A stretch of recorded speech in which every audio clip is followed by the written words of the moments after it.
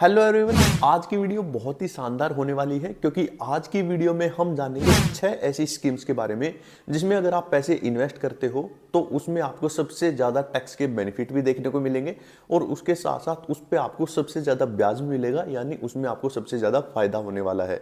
और सारी चीज़ें हम बिल्कुल आसान भाषा में जानेंगे कि कौन सी स्कीम में हमें कितना टैक्स का बेनिफिट मिलेगा, कितना टैक्स कटेगा, और इसके साथ साथ ये भी देखने वाले हैं कि उस स्कीम में कितने रुपए इन्वेस्ट करने पर आपको कितने रुपए मिलने वाले हैं।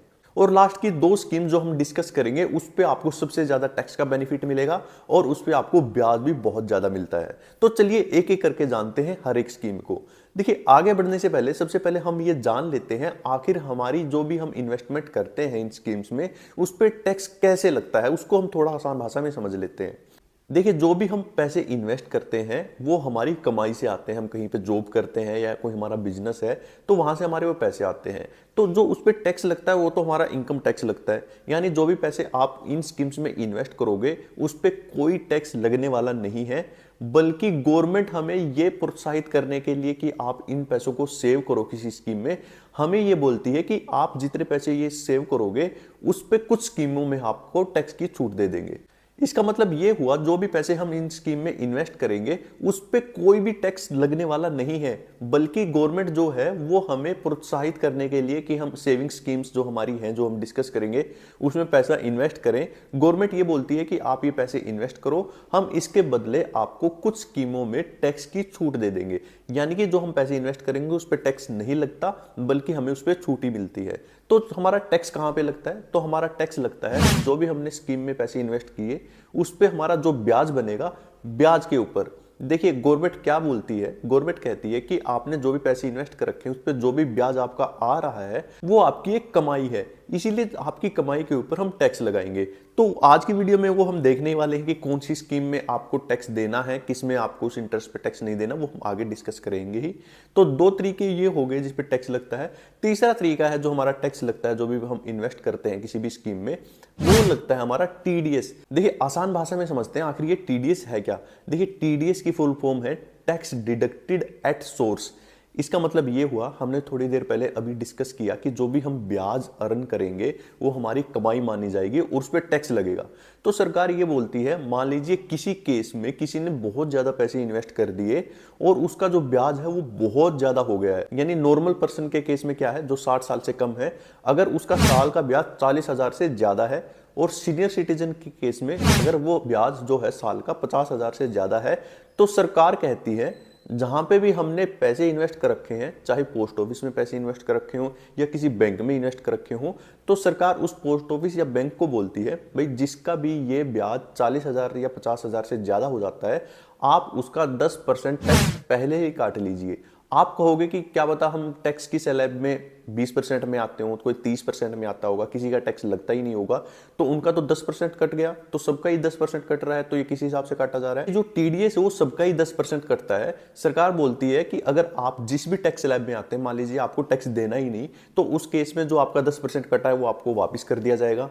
अगर आप 20% के स्लैब में आते हैं तो आपका 10% तो कट चुका है, आपको 10% और देना है। अगर आप 30% की में आते हैं तो आपको 20% टैक्स और देना है। तो सरकार ये बोलती है कि आपका कोई भी टैक्स स्लैब हो, हम आपका 10% ही काटेंगे, और ये 10% उनका कटेगा जिसके पास पैन कार्ड है। अगर किसी ने पैन कार्ड नहीं दे रखा है, इस केस में ये टीडीएस 20% काटा जाएगा। तो चलिए अब एक एक करके जानते हैं कि कौन सी स्कीम में हमें सबसे ज्यादा टैक्स का बेनिफिट है और उनमें कितने रुपए इन्वेस्ट करने पर हमें कितने रुपए मिलेंगे।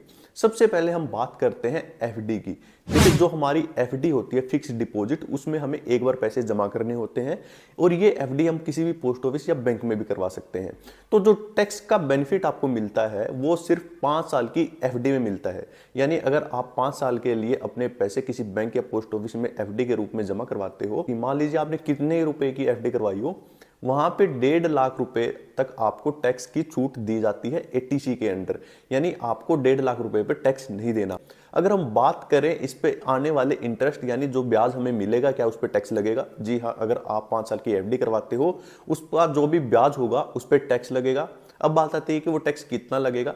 देखिए, आपको कुछ नहीं करना, जो भी आपका ब्याज आएगा वो आपकी इनकम, जो भी है आपकी इनकम, आप मान लीजिए 10% की स्लैब में आते हैं, आपको 10% इनकम टैक्स भरना होता है, तो आपको वो इंटरेस्ट अपने इनकम में जोड़ना है। तो आपकी जो टोटल इनकम होगी अब उसके हिसाब से आपको टैक्स देना है। तो जो इंटरेस्ट आएगा उसको आपको टैक्स की स्लैब के हिसाब से आपको टैक्स देना होता है। बात करें टीडीएस की, इस पे टीडीएस लगता है और जैसे हम पहले डिस्कस कर चुके हैं उसी हिसाब से इस एफडी पर आपका टीडीएस लगेगा, यानी नॉर्मल पर्सन के हिसाब से 40,000 रुपए और सीनियर सिटीजन के लिए 50,000 रुपए तक टीडीएस नहीं कटता, उसके ऊपर आपका टीडीएस कटेगा।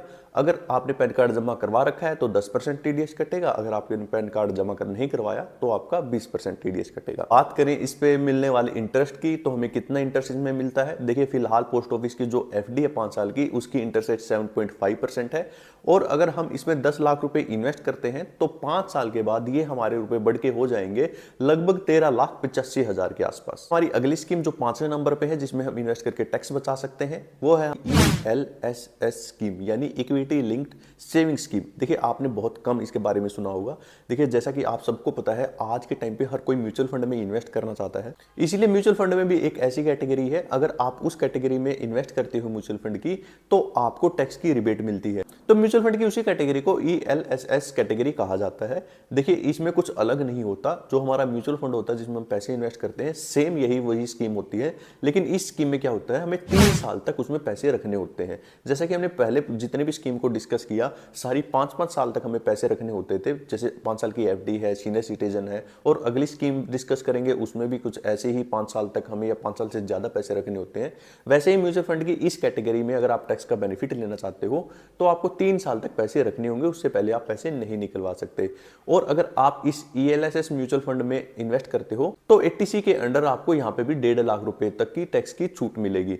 तो ELSS कैटेगरी में म्यूचुअल फंड में इन्वेस्ट करने का फायदा ये होगा, आपको म्यूचुअल फंड के रिटर्न का फायदा तो मिलेगा ही, उसके साथ साथ आपका टैक्स भी सेव हो जाएगा। तो अगर आप भी म्यूचुअल फंड में इन्वेस्ट करना चाहते हैं तो मैं आपको रिकमेंड करूंगा mStocks प्लेटफॉर्म। देखिए मैं क्यों आपको mStocks प्लेटफॉर्म रिकमेंड कर रहा हूं, क्योंकि इस प्लेटफॉर्म के थ्रू आप म्यूचुअल फंड ही नहीं, इसके थ्रू आप स्टॉक्स में, फ्यूचर्स ऑप्शंस में भी ट्रेड कर सकते हैं, स्टॉक्स में आप यहाँ पे इन्वेस्ट कर सकते हैं और इसके अलावा यहाँ पे आप IPO में इन्वेस्ट कर सकते हैं, म्यूचुअल फंड में इन्वेस्ट कर सकते हैं, करेंसी मार्केट में भी यहाँ से आप इन्वेस्ट कर सकते हैं।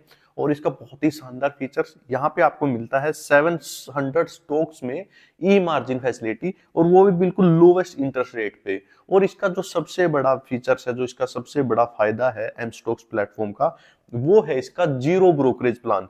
देखिए जीरो ब्रोकरेज प्लान क्या होता है, जब भी हम कोई ट्रेड करते हैं वहां पे हमें एक फीस देनी होती है, वो ज्यादा प्लेटफॉर्म पे 20 रुपए फीस है। लेकिन अगर हम बात करें mStocks की तो यहाँ पे अगर इसका जीरो ब्रोकरेज प्लान आप लेते हो तो वहां पे आपको कोई फीस नहीं देनी। इसी वजह से पिछले 1 साल में mStocks ने लगभग अपने क्लाइंट्स का 145 करोड़ रुपए का ब्रोकरेज बचाया है अपने 8.5 लाख क्लाइंट्स का। और इसके अलावा अगर हम बात करें इसके और क्रेडेंशियल्स की, देखिए इसका जो टोटल टर्नओवर रहा है वो है 4,28,769 करोड़ रुपए। इसने एमटी बुक वैल्यू इसकी 1100 करोड़ रुपए प्लस की है। जो इनका टोटल ट्रेड्स है वो 40 करोड़ प्लस ट्रेड्स हैं। ब्रोकरेज जो इन्होंने सेव किया है वो लगभग 145 करोड़ प्लस का इन्होंने ब्रोकरेज सेव किया अपने जीरो ब्रोकरेज प्लान से।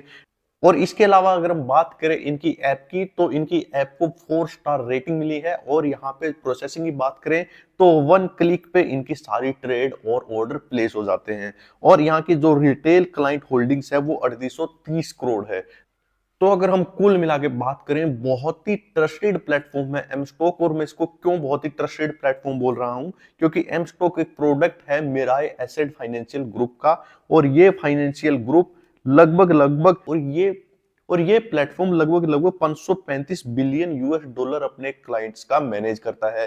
तो इससे आप आइडिया लगा सकते हैं कि कितना ट्रस्टेड ये प्लेटफॉर्म है। अगर आप भी mStock के थ्रू अपना डीमैट अकाउंट खुलवाना चाहते हो और mutual fund, stocks, currency market में इन्वेस्ट करना चाहते हो तो आपको लिंक डिस्क्रिप्शन में मिल जाएगा। वहां से क्लिक करके आप इजिली घर बैठे बैठे कुछ ही मिनटों के अंदर अपना mStocks का अकाउंट खोल सकते हो।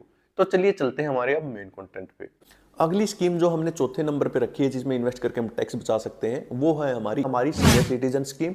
देखिए सीनियर सिटीजन स्कीम जैसे आपको नाम से पता चल रहा है, वो स्कीम जिसमें 60 साल से ऊपर के लोग इन्वेस्ट कर सकते हैं। कुछ केसेस में 60 से कम उम्र के लोग भी इस स्कीम में इन्वेस्ट कर सकते हैं। अगर आप इसके बारे में डिटेल में जानना चाहते हैं तो हम ऑलरेडी वीडियो बना चुके हैं, जितनी भी हम स्कीम यहाँ पे डिस्कस करेंगे उस पे, तो आप हमारे चैनल पे जाके वो वीडियो देख सकते हैं। इसको ब्रीफ में डिस्कस करें तो सीनियर सिटीजन स्कीम में हम 30 लाख रुपए तक इन्वेस्ट कर सकते हैं। और सीनियर सिटीजन में हम जितने रुपए भी इन्वेस्ट करेंगे उसकी फिलहाल इंटरेस्ट रेट 8.2% चल रही है।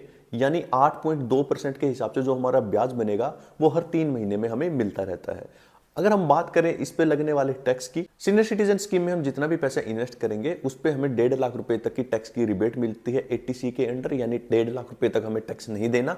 अगर हम बात करें इस पे लगने वाले इंटरेस्ट की, तो इंटरेस्ट पे भी हमने जैसे एफडी में डिस्कस किया, आपको इंटरेस्ट अपनी इनकम में जोड़ना है, जो टोटल इनकम आएगी आपको अपनी स्लैब के हिसाब से वो इंटरेस्ट देना है। और टीडीएस का भी प्रोविजन सेम रहेगा जैसे हमने पीछे डिस्कस किया। अब बात करते हैं हमारी नेक्स्ट कैटेगरी जो हमने तीसरे नंबर पे रखी है, वो है हमारी एनएससी स्कीम यानी नेशनल सेविंग सर्टिफिकेट स्कीम। देखिए जो हमारी ये एनएससी स्कीम है ये भी एक एफडी की तरह हमारी स्कीम होती है।